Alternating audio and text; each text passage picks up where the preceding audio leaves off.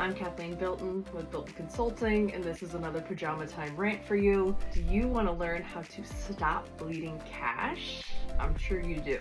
To do that, you want to master your budget with these few tips. I brought a list today, so make sure I don't forget. Number one, you want to start with a clear estimate.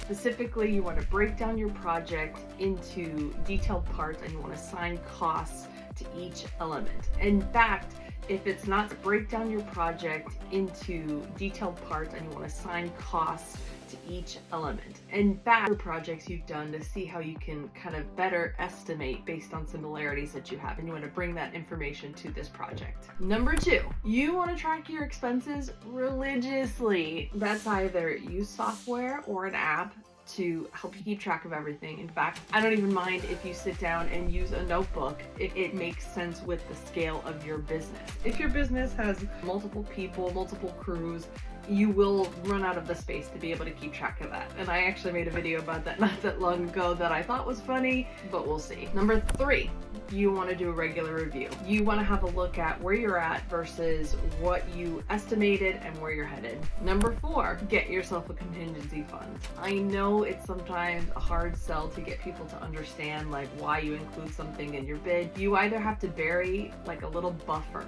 into your bids to make sure that your costs are going to be covered and that you're not coming out of your pocket. Like, I can't tell you the number of times I have seen guys put together projects and bids where they literally just put like their time as their like management fee, and it's just a percentage of costs.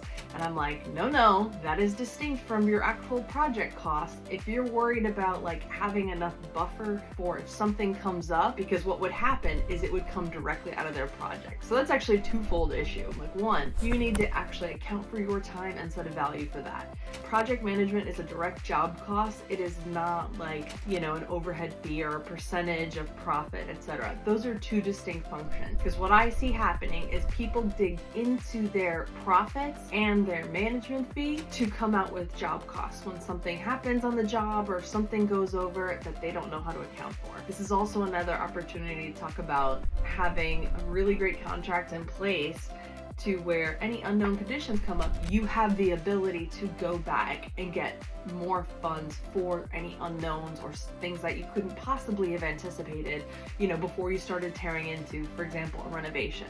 Protect yourself. Have a contract, have a budget, have a contingency plan, because there's always going to be something that comes up. I've been in construction for 20 years. I have never seen a project hit exactly on the expenses, no matter how good your team is or how good your estimates are. You will run into something, whether it's, hey, you guys have to stop working now because we have to do after hours, or something going on with the city saying like, oh, we can't do something at this time, or there's quiet time, or they shut down for some issue or another and you're stuck, or it took 3 extra days to wait for an inspection. That's not necessarily on you. That's what those contingencies are for. Oh, hey, we started digging a trench and oh, we stumbled upon these pipes that are not on, you know, the city plans. It didn't come up when we had the undergrounds, you know, mapped out. We have to figure out how to work around this. That's going to be an extra. Make sure you protect yourself. Have a contingency in place. Don't take money out of your pockets. Stop bleeding cash.